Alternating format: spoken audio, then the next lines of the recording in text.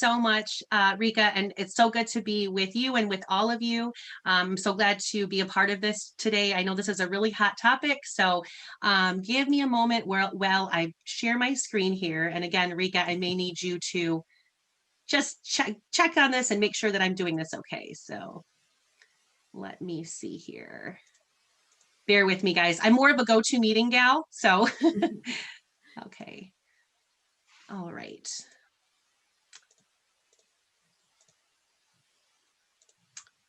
Okay, so share.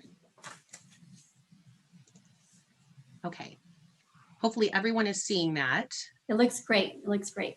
Perfect, perfect. Okay, so again, we are here to talk about the hot topic of Proposition 19, the good, the bad, and the uncertain. So that's what we're going to kind of dive into today. Just before we get started, just want everyone to know that I tried to find a balance here between getting really way too technical and being maybe not delving into things enough. So I tried to find a middle ground, but hopefully this information is helpful. And at least if everyone can at least learn one or two new things today, I think that'll be a great thing. So before we get started, I just wanted to talk about Admin Books a little bit. Who is Admin Books? So we are a California-based accounting firm. We provide tax, bookkeeping, payroll, and advisory services.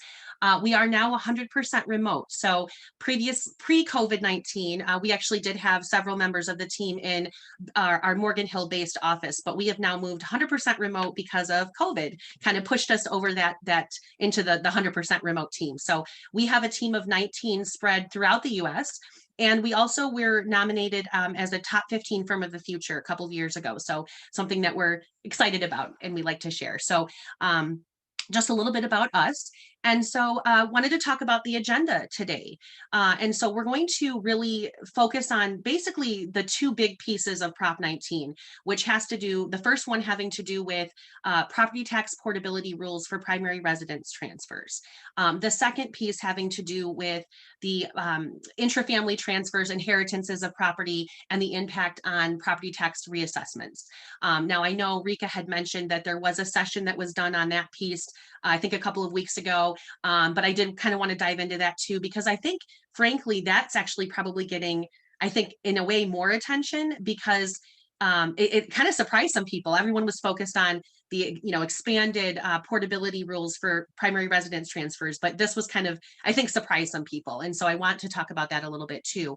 And then also just wanted to touch on some of the questions, issues, uncertainties related to Prop 19 that are going to require further guidance or legislation. And there's quite a few uncertainties at this point. So I want to talk about that as well. And so kind of to start out, an overview of Proposition 19. So it was passed in November 2020 with the November 3rd election. And again, kind of two different pieces, main pieces here. Personal residence portability expanded, and that's effective for April 1st, as of April 1st of 2021. But then there was also great limitations put on the reassessment exemption for, again, those inheritance situations, those intra-family property transfers. And those limitations are effective starting February 16th of 2021. And just a little bit of a background on this. So prior to Prop 19, only 11 of California's 58 counties had actually opted into property tax portability rules, which allowed a homeowner to sell their property in one county and take their tax assessment with them when they purchased a property in either the same county or one of those other 11 one of the 11 counties that actually opted into those rules. So we were very limited because, all those other counties, they had not opted into anything like that. And so kind of one of the goals with Prop 19 was to expand that to all of California if certain qualifications are met. And so this expanded personal residence property tax portability, that's the good of Prop 19. So what's the bad of Prop 19? So the bad is the limitations on avoiding reassessment on those inheritance situations. So before Proposition 19, parents or grandparents could transfer their primary residence and up to $1 million of other property, so rental property, investment property, to their children or grandchildren after death without triggering a property tax reassessment. And this was regardless of how the heir chose to use the property. They didn't have to use it as a primary residence. And so this has been greatly curtailed with Proposition 19. So that's kind of the bad. And so we're going to talk about those two things today. Okay, and so we'll start out with the personal residence portability. And so who does this apply to? You know, the changes with Proposition 19, who qualifies? So homeowners who are 55 years or older, who have severe disabilities, or who have been impacted by wildfire or natural disaster are going to be able to benefit from these expanded rules. And so anyone who meets one of those qualifications can transfer their tax assessment value up to 3 times in their lifetime in any county in California. And again, this is effective as of April 1st of this year. Now, what is the tax assessment value? So that's your property tax base year value. That's the value on your property tax bill on which property tax is calculated. It's usually the fair market value of the home at the time you bought it, and it's adjusted annually up to the 2% allowed under Proposition 13. And a sidebar here, if in the case of natural disaster, you actually can go more than 3 times in a lifetime. So they actually get a little bit more of a benefit there. And so another thing that kind of came of this is that prior to Proposition 19, even if you were in one of those 11 counties, you had to purchase the new property had to be of equal or lesser value. So now that has also been changed to basically say you can acquire a higher value property and still achieve a blended taxable rate. And what a blended rate basically means is the difference between the value of the original home and the value of the new home. So that increase is added to the transferred assessed value from the old home, and that gets you the new assessed value. So it's still benefiting you, even though you do have to account for that increase in value. So you still get the blended reassessment, which is more favorable. And so I wanted to give a couple of examples here that don't get too technical, hopefully, but just to kind of illustrate this. And so we have kind of basically the same fact patterns in these two examples, except that the value of the home, the new home that is acquired is different. And so in example 1, you know, we have a couple that sells a primary residence with an assessed value of $250,000, and they sell the home for $2 million. They acquire a new home for $1.5 million. So the value of the new home is less than or equal to the relinquished home value. And so the new home retains that $250,000 assessment value. There's no other calculations. That's it. They get that fully transferred. Now, example 2 has again the same facts, except for the fact that the new home is a $3 million home. So they've actually gone up in value from the $2 million that they sold the old home for.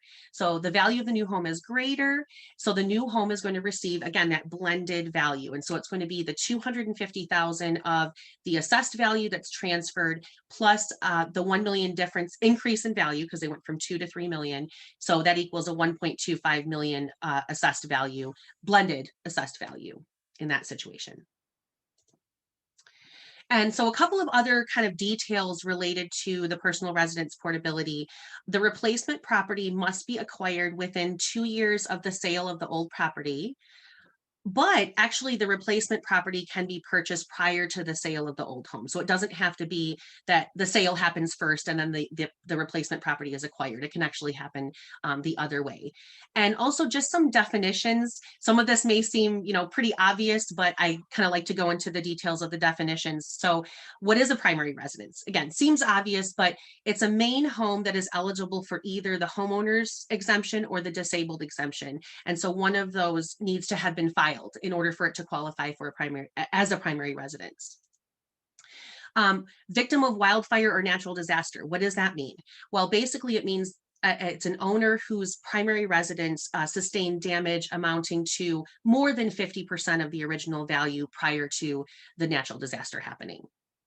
And a natural disaster is a condition of disaster as declared by the governor. It's generally a disaster caused by conditions such as flood, fire, earthquake, civil disorder, mudslide, or storm is kind of the language they use there. And a wildfire is just any unplanned wildland fire, whether caused by unauthorized human causes, escaped prescribed fire events, that kind of thing. So just some details there.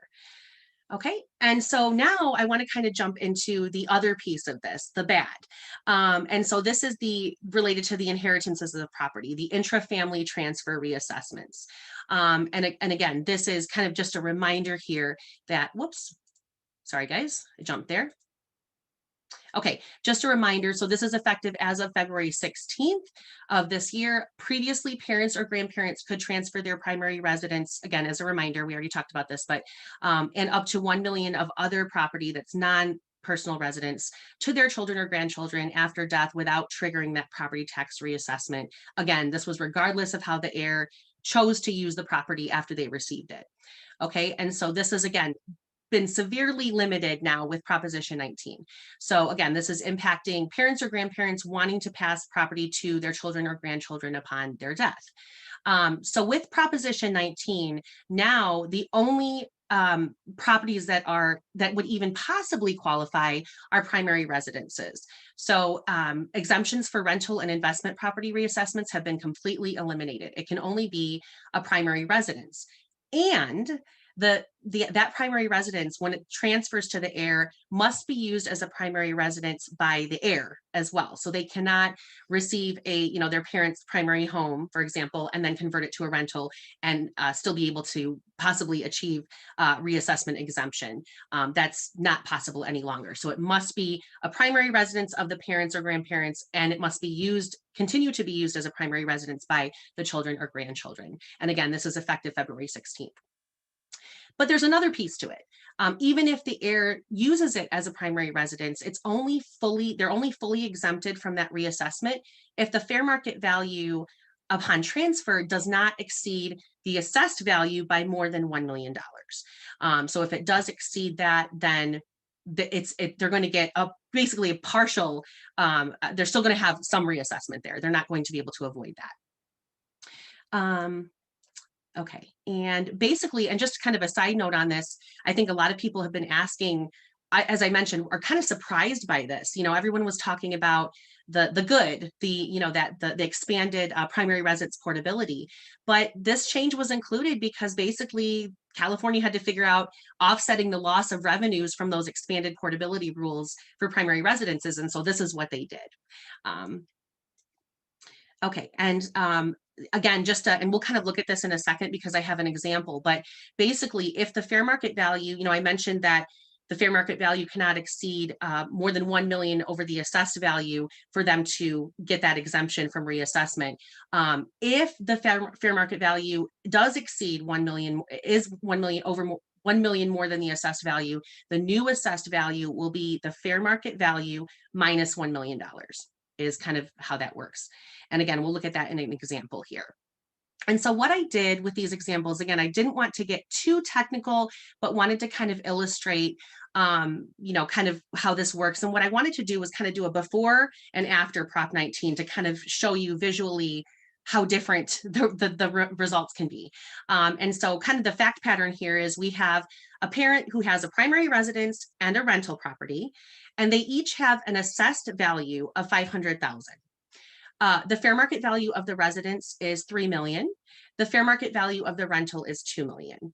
The property tax liability for each is similar, again, because they have the same assessed value. So in this scenario, we're going to assume that their total annual property taxes combined for the two properties is $12,500, 1.25% for this example.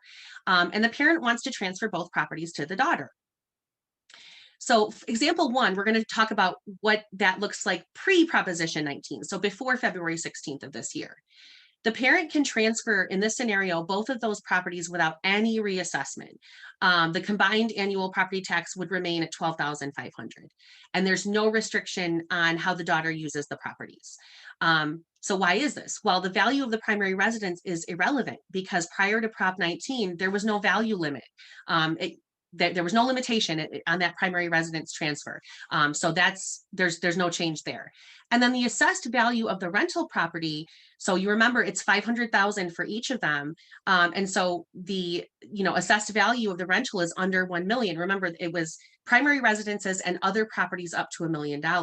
So because the assessed value of the rental is under 1 million, there's no reassessment.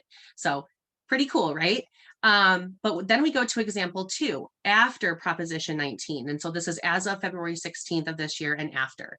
So again, we know that Proposition 19 totally eliminated the reassessment exemption for any non-primary residences, rental properties, investment properties. So we know that rental property is going to be fully reassessed upon transfer.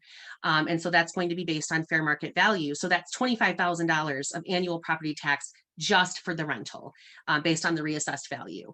Then for the primary residence, it's either going to be full reassessment or partial reassessment, depending on how the daughter uses the property.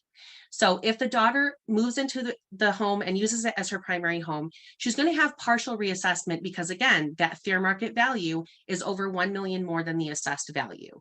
And so the reassessed value would be $2 million because, again, we take the 3 million fair market value, subtract a million from that, the reassessed value is 2 million. So right there is 25,000 of annual property tax.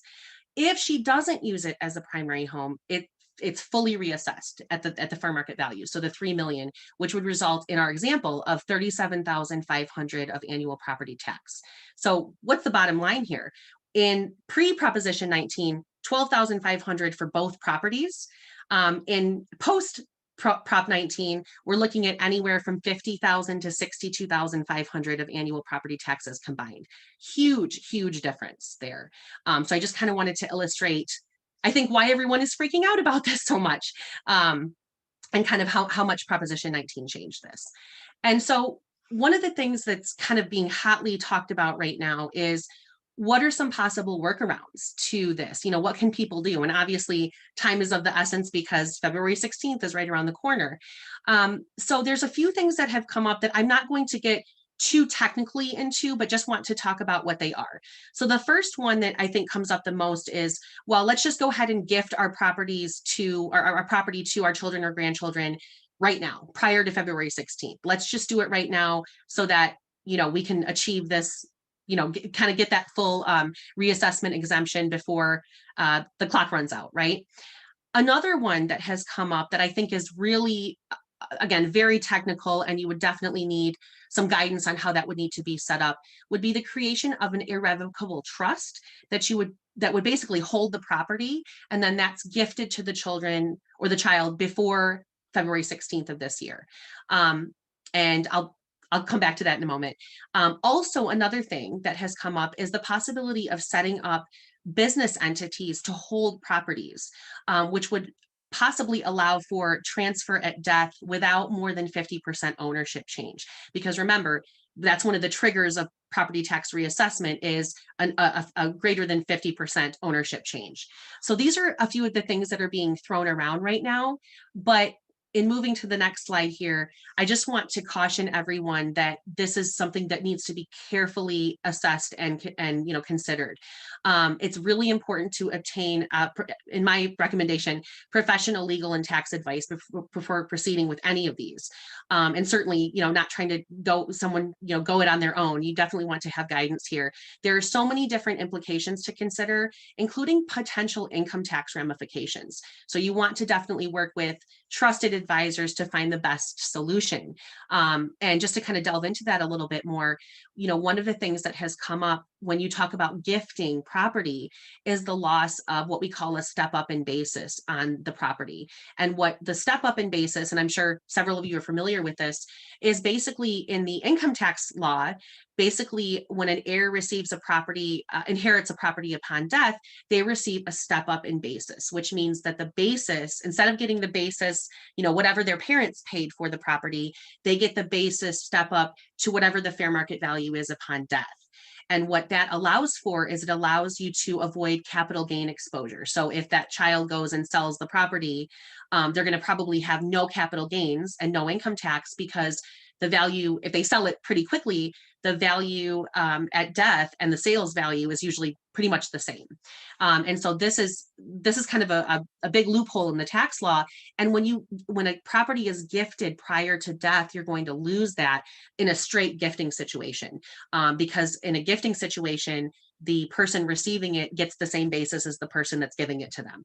So this is kind of a big deal. And what you have to kind of do is weigh, you know, that possible loss of that step up in basis with the, you know, which do you prefer? You might be getting property tax savings now in exchange for higher income taxes later. Now, it may make sense to go with gifting it and getting the property tax savings, because as you can see from the illustration, that can be very significant, and that might be more worthwhile than, the possible income tax savings down the line. But it is something that you want to think about. Another thing to think about would be the gift taxes, right? And or the implications on that lifetime gift and estate tax limit. There are limitations in terms of not only annually how much you can gift, but over a lifetime. And so even if you are, it's a high, so right now the lifetime gift and estate exclusion is like 11.58 million. It's very high. It actually, or pretty high compared to what it was before. With tax reform a couple of years ago, it basically doubled. And so it's a fairly high exclusion, but anytime that you are exceeding the annual limitations for gifting, which is like 15,000 a year, you're going to eat into that lifetime exclusion. So you want to keep that in mind if you're gifting a property, because you're likely going to eat into that, and that could have implications down the line with your estate, because that's also, it's a combined gift and estate tax limit. So you could expose your estate to significant taxes, which at the federal level, the estate tax is 40%.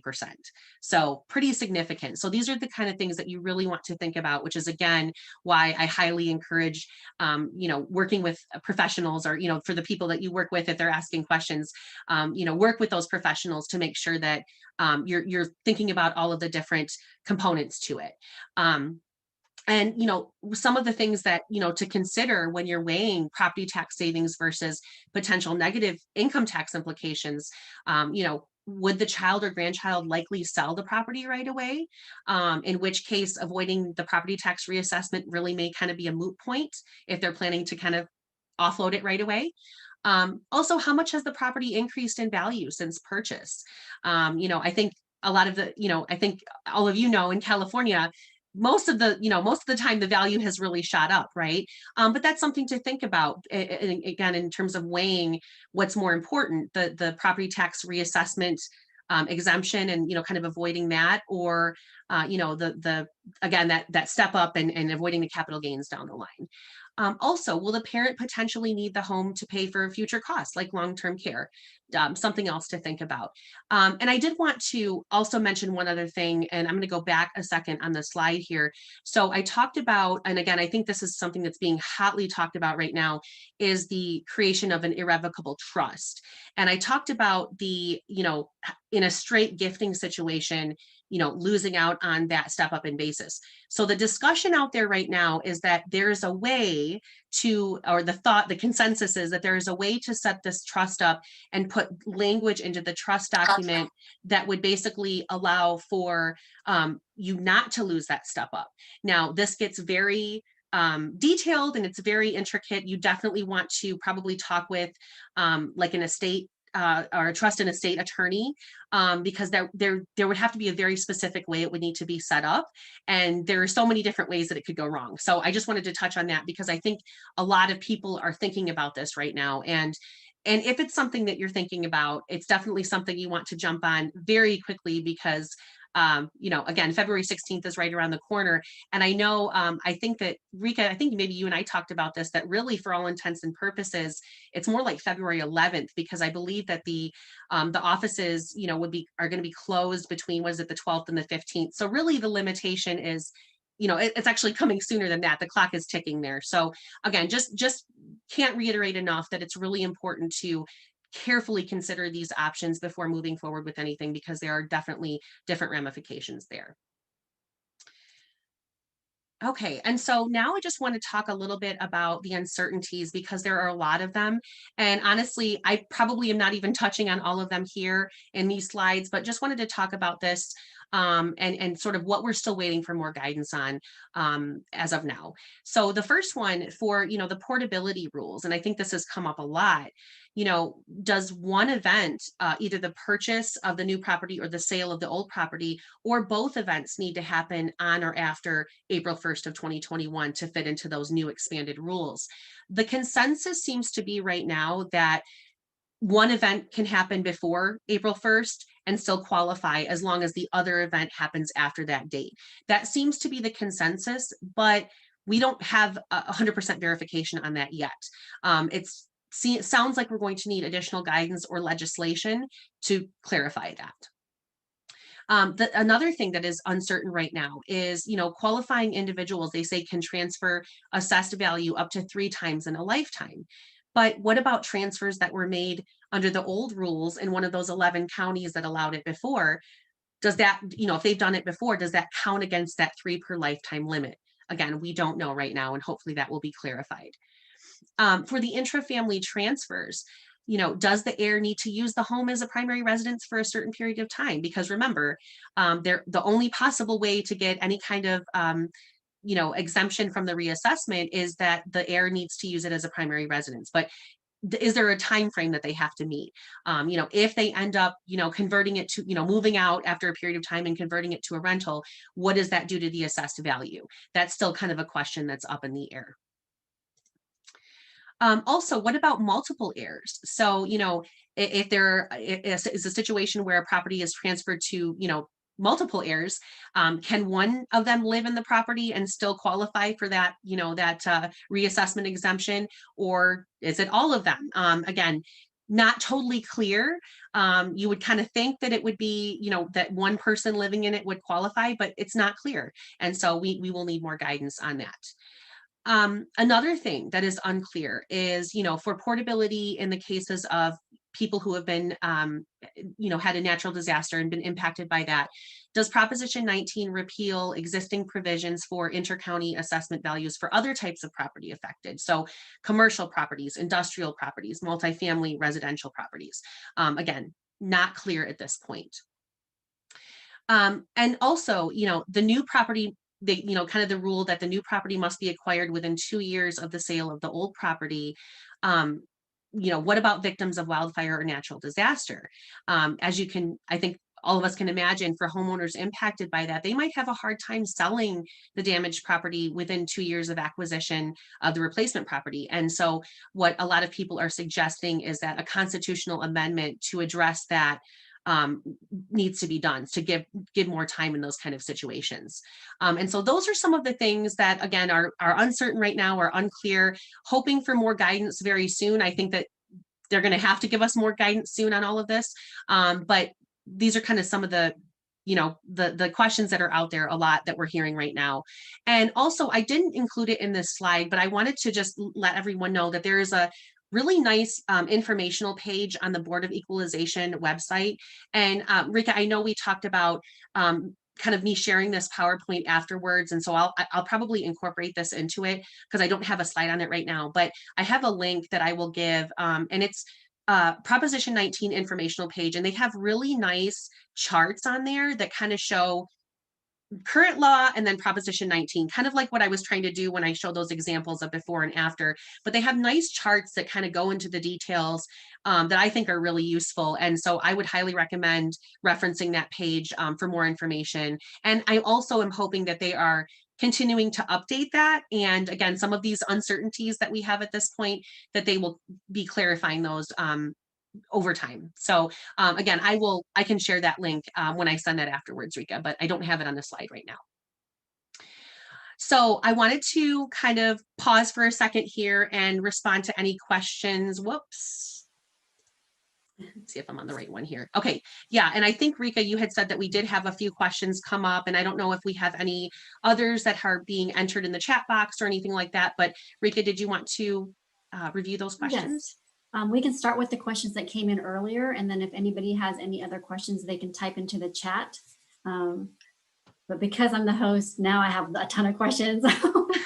Historically, Sabrina, those uncertainties, how long does it take to flesh those out? Because we'll have to have you back again once those are fleshed out so we have a better understanding. But historically, do you have an idea of time frame when those get fleshed out?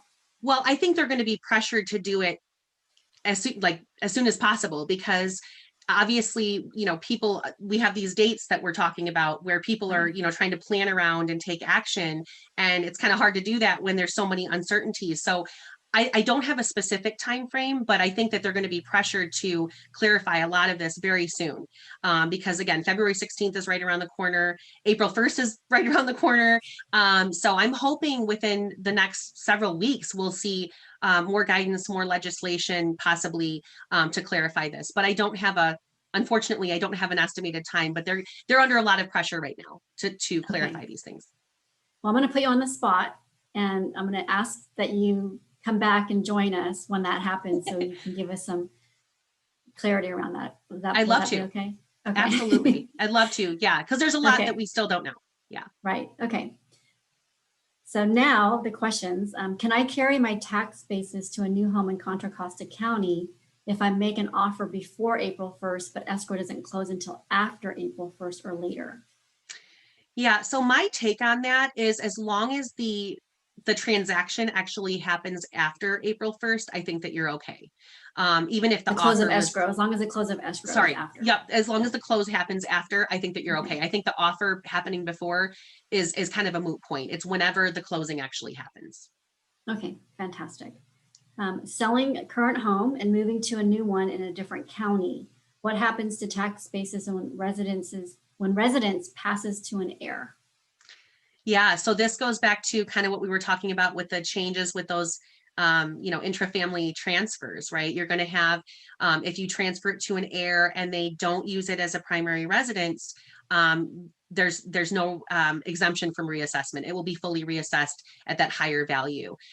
If it's used as a primary residence by the heir, then there's going to be at least partial reassessment, if not, or partial exemption or full exemption from reassessment, depending on, as I mentioned, the value. Because remember, with Prop 19, there's now that in order to get the full exemption from reassessment, the fair market value cannot exceed more than 1 million over the assessed value. So it's going to depend on, again, those two factors of how is the heir using the property when they receive it, and what is the value compared to the assessed value. What is the fair market value compared to the assessed value? Okay. What are the fact patterns where a property owner would want to gift their residence to their children now or before February 16th due to Prop 19? Yeah. So, and I think we kind of talked about this a little bit, Yes. but for the gifting, again, before, because that would be kind of the mindset is you would want to gift before February 16th in order to take advantage of the current rules. But again, as we talked about, you have to think about that loss of the step up in basis. Right. And again, that's why I would encourage anyone who's thinking about doing that to, consult with professionals on, and I mentioned, the trust piece of it, because that might be a way to gift it, but get around that loss of the step up in basis. So, yeah, gifting before February 16th, you would be able to take advantage of the current law, but you may be dealing with that loss of the step up and have high, income tax ramifications later.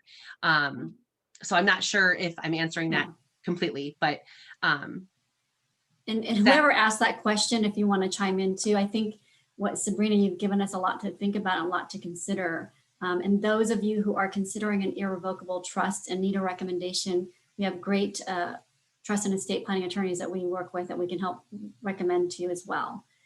So moving on, has the state board, I think you might have already answered this too. Has the State Board of Equalization determined if you sold your original property prior to April 1st and bought the replacement property after this date, will the transfer of base value be eligible under Prop 19 or Prop 90? Yeah, and that's still kind of what we don't know. Exactly. Again, the consensus seems to be that if one event happens before and one event happens after, that it will qualify under the Prop 19 new rules, but it's not clear yet. So this is one of the things that, and I don't know about the rest of you, but I want confirmation. I don't, I don't like to, kind of guess based on what the consensus is out there, but the thought process is that will qualify under Prop 19, but we really need further clarity from Board of Equalization.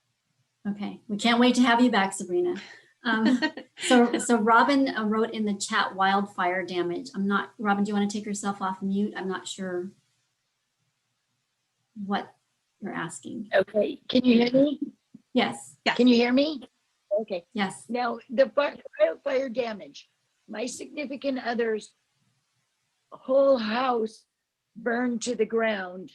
So he would definitely qualify for the wildfire damage.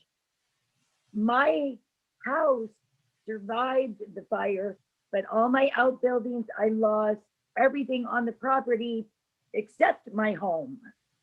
Would I still qualify for the wildfire damage because my home still stood? No, that's a great question. I think it That's a would good go, question. so Robin, I think what it would go back to is that whole 50% of the value. So remember that the language there is that the damage has to be, the value of the damage, it has to be at least 50% of what the original value was. So even though, in the case you're talking about, so the primary residence is still standing, but outbuildings were lost. When you look at the value of the property as a whole, those outbuildings may very well account for 50% of the value, along with, if there was some kind of damage to the primary home itself. Yes. So Yes. I think it depends on that value, but absolutely, I mean, depending on, again, the value that's placed on those outbuildings, it definitely could. It Yes. really comes down to that. Yeah, because like the insurance, when I filed my claim, I received from my insurance company more than half of the property value because of all the stuff and all of the outbuildings that were lost. Yeah, I mean, I absolutely think as long as you're hitting, yeah, sorry, go ahead. So the insurance company at that point considered it more than half of the property value because of all the damage. It's 20 acres and everything but my home was gone. Yeah. I'm so sorry. That's terrible. I'm so sorry. I'm so sorry that you had to deal with that. And I would say, if the insurance company basically kind of already made that determination, then I do think it would qualify because it's more than that 50%. Okay, Would she thank you. have to just show what the insurance company valued it at? Would that be proof enough? That's a good question. I don't know if that would be enough in and of itself. I'm not sure if there would need to be some kind of appraisal situation, where someone comes in and looks at it, an outside third party, possibly. That's a good question. And Robin, I'd be happy to check into that more and give you guidance after the meeting, if that would be helpful. Okay, great. Thank you. One more quick question. Now, we're talking about primary residences and then rental property. If it was commercial property, that doesn't count at all in this. It's just automatically going to be reassessed, correct? Correct. That's correct. Yep. So that expanded portability is primary residences, not commercial or other types of rentals and that kind of thing. Okay. All right. Thank you. Okay. Absolutely. My pleasure. We have a few more questions. Okay. What is the 50% ownership option? This was the third bullet point on the option slide. Yeah. So what that relates to is basically, and again, I don't try not to get too technical with it because there's a lot of, intricacies there, but basically what it has to do with is creating a business entity or business entities to hold properties. And then basically you would structure it so that, kind of multi-owner situation so that when the parents do pass away, it wouldn't be an over 50% change in ownership because there's already some ownership. The children already have some ownership, if that makes sense. And so again, it gets kind of intricate and you'd have to get, kind of assistance in getting that set up properly. But the whole goal behind that is if you're able to avoid more than 50% transfer of ownership, the rules state that, because again, when you're over 50% change in ownership, that's an automatic trigger of reassessment. And so the thought process behind that is if we can keep it under 50% transfer, then you're out of that and you don't have to reassess. Again, pretty intricate stuff there. So you definitely want to get some guidance in get how that would need to be set up. Okay. Follow-up question, or I don't know, it's follow-up. There's two more questions. My parents have a rental they use to pay for their assisted living facility. Is a $1 million exemption eliminated? Can you read that once more, Rika? Sorry. Sure. My parents have a rental used to pay for their assisted living facility. is the $1 million exemption eliminated? Hey, keep reading. What was that? What was that? Sorry, I didn't know if someone was trying to chime in. Well, so which the $1 million, are we talking about? So the $1 million, I just want to make sure, and whoever asked that can chime in. Are you talking about the million that, so not being able to exceed, over 1 million over the assessed value? Is that what we're talking about? Or are we talking about something else? Yeah, no, that's the million. Okay. Yeah. Okay. I don't believe so. Now that is something I can double check on because I would want to check on that, I think. And that's something I can look into to see if there's anything. As far as I know, no, it wouldn't be. But I can look into that further if you'd like. And I'd be happy to follow up after the fact if that would be helpful. Yeah, basically the scenario is right now, my parents used to live in that home and they pretty much had to move out to an assisted living place. And then right now they use that as a rental income to subsidize their, so once they pass, if their home in San Francisco is worth 1.8 million, let's just say, do we still have that million as a kind of like a exemption and then get reassessed for just the 800,000? Yeah, because I see what you're saying, because it's kind of a gray area because they had to move out to go into assisted living. Is that kind of where you're going with it? It's kind of a gray area because they were basically forced to. I mean, the fact that and you said it's being used as a rental now, is that what you said? Yes. Okay. Yeah, I mean, I think, again, I can look into this to say for sure, but I think just based on the black and white of it, I don't think it's going to qualify because it's technically right now no longer a primary residence. And so that's where I think that you might run into a roadblock with that. But I can look into that just to kind of to verify for sure. But just based on what I know right now, it's probably not going to, you're not going to get that million because of the fact that it's being currently used as a rental, if that makes sense. Okay.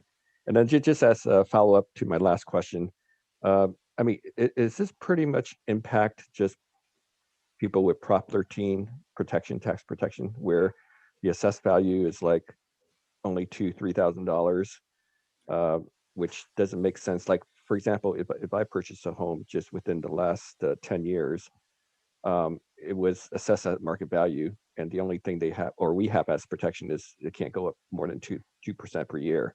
And if one day I want my kids to have this house, basically, will they fall under the same pressure as we with our parents now? Where if our house goes up to $2 million in Foster City, they'll get reassessed at the fair market value versus what we're paying under our protection of 2% per year. Well, yeah, because so if you qualify, well, let me think about this. So, well, I guess, can you restate what your question is? I'm sorry, sir. Can you restate that one more time? All right, I'm just asking basically, will it affect my kids versus me being affected by my parents? Because my parents has a very low property tax right now, and once they pass, it's going to go up to fair market value, be assessed. Then for me, if I want my kids to have some kind of protection, maybe they won't. Yeah, I mean, with these changes as of right now, and again, it depends. There's the fact pattern of, when you pass it along, if you pass it along to them down the line upon death, how are they going to use it? Now, we don't know what's going to happen. Things could change, right? Things do change a lot. And so, there could be changes within the law before that time comes. But if things stay as they are right now, that reassessment is likely to happen, again, barring, because I think in a lot of cases, especially when we're talking about California, that whole $1 million, not wanting to exceed the fair market value to exceed $1 million over the assessed value, I think in a lot of cases it will exceed that, right? And so I do think that unless something changes, that's something that they are going to have to deal with, depending on the fact patterns specifically to your situation. Okay.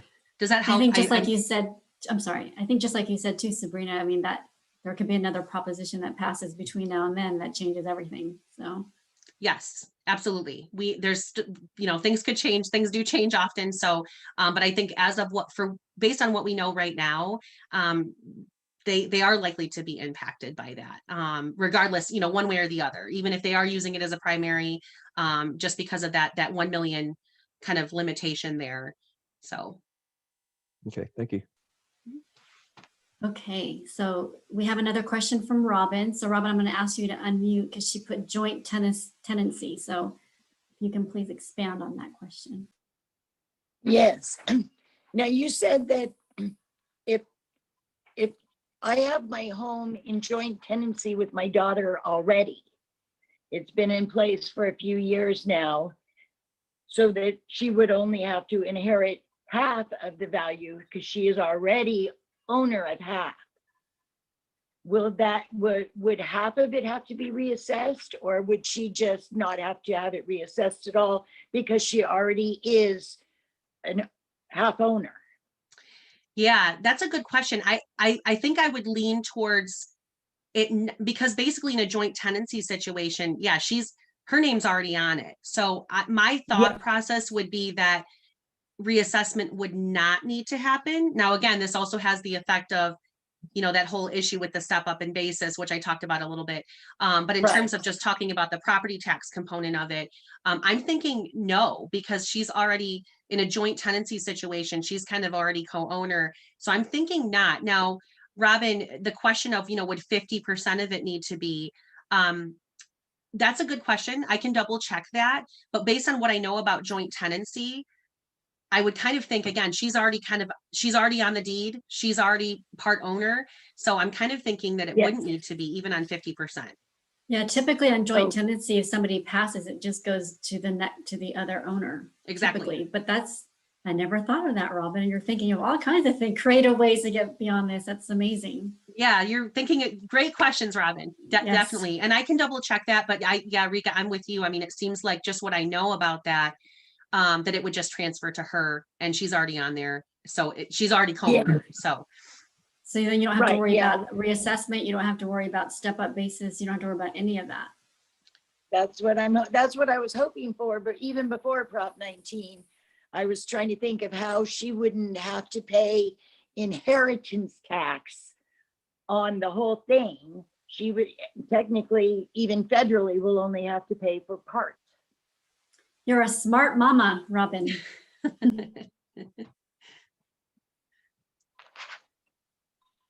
Okay, does anybody have any other questions for Sabrina? This has been so enlightening. Thank you, Sabrina. Well, my pleasure. I only wish I had more details on the uncertain, because that's hard. We're going to hold you. We don't know. Yes, we're going to hold you to coming back and sharing with us once there's clarity around all those things. Absolutely. I'd be happy to. And hopefully sooner rather than later, right? Yes, definitely. So one last question on the 50% ownership. Are you certain that it won't trigger a reassessment if it's less than 50% change? That's the understanding based on the way the rules are written for, like, kind of the rules have been like that when there's less than 50% change, it doesn't trigger a reassessment. That's based on existing law. So that's our understanding as of right now. And again, just to be very, very clear, there's kind of been this mad scramble in the last couple of months, right? Or the last, however long it's been, month and a half, almost 2 months, I guess. Right. That, of how we can work around this. And so this is kind of one of the ideas that's being thrown out there. Again, I would definitely get some professional guidance on that before, kind of committing to any of those. Right. But that's the idea behind that, is that you can structure, again, kind of create business entities and, put the properties within them, and then create and I don't know if it would be a situation where over time, some of the ownership gets gifted to the kids, and then it would be a situation where upon death, they already have part ownership. And so it's not going to be more than a 50% change, if that makes sense. So that's the idea behind it. But I would definitely, talk to a professional about that before, committing to anything like that. But that's the thought process, because that has been the case. Again, previous was that if you were under the 50% ownership change, it would not automatically trigger reassessment. I have a quick question. Mhm. I'm not sure if this is in with along with all of this, but my mom owns a house in San Mateo, and she had been disabled for, I don't know, 10 years before she went on Social Security and became a senior. But her taxes seem to go up every year still. How does that, is there something she should be doing to not have that happen? Well, I think that, I mean, obviously the property taxes generally do go up a little bit every year because there is that, under the Prop 13, there's that increase that can happen to the assessed value every year. So I don't know that there's any way to completely get around that. But again, because she is disabled, if she's fits into that qualification of severely disabled, she would be able to, again, have that portability and be able to transfer the current assessed value of her home to another home if she decided to move. But as far as the annual increases, I think that that's, property taxes do tend to go to inch up a little bit every year because that assessed value inches up every year. And so I don't know if there's a way to get around that. Okay. She bought the home in, I think, 78. So it was just after Prop 13. Got it. Yeah. Yeah. And so she obviously it's trickled up every year again, that, that up to 2% that they can do. And so, yeah, that it makes sense that it goes up a bit every year. But, and again, I don't know that there's really any way to get around that, the annual increases. Mm-hmm. I have a separate question too. I don't know if I'm taking up too much time, but No, we have a house that we bought in Santa Cruz, and from last year to this year, they assessed it $100,000 more than what we bought it for. And our taxes have increased like over $1,000. Does that seem like something I should look into, or? let me ask you this. Did you have any significant changes to the property? Did you do like significant improvements on the property or anything like that? We're actually in process of doing that, but we haven't done anything. I mean, nothing is recorded yet.